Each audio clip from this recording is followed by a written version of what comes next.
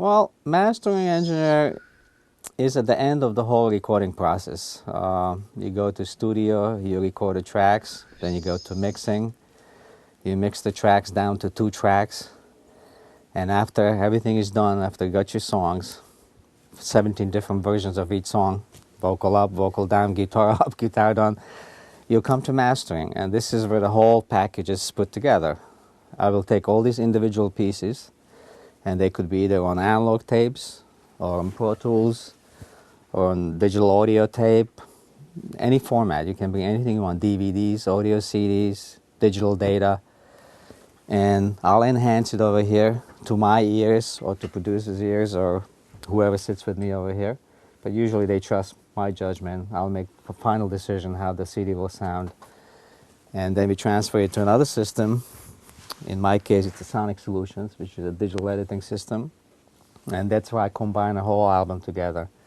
I will do all the musical edits, all the fades, all the crossfades. So pretty much I assemble the whole CD. At the end of the session, which could be a day, 2 days, 3 days, month, it depends on the project, I'll make actually final audio CD. I'll burn a final CD. And that CD will go to a record label, it will go to producer, it will go to the artist, and upon approval, we ship to master. So I'm the last person in the chain, but it's the most critical person because this is where it's assembled really. In mixing, engineer only concentrates on individual mixes. He really doesn't care how the whole album comes out because he could be doing just 3 songs, another guy would be doing another 2 songs. These days you could have 4 engineers and 5 producers on one album. But at the end of the day, the album has to sound like it came from one studio, one producer, one engineer. And this is where the mastering engineer comes in. So it's a very elaborate work. I mean, you can see when I started in 1969, mastering was pretty much 2-track tape machine, 1/4 inch, and a cutting lathe. We were cutting lacquers actually for vinyl. And there was a little editing, not much.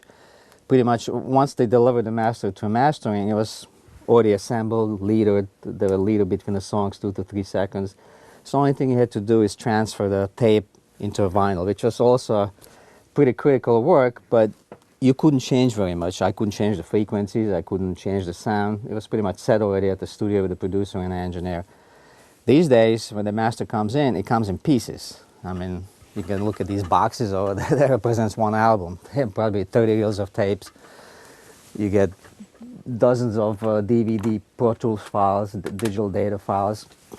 And we take all the elements for each song, the best elements, best vocal, best bridge, best intro, and we put it together. So pretty much assemble, actually, we assemble the song right here in mastering.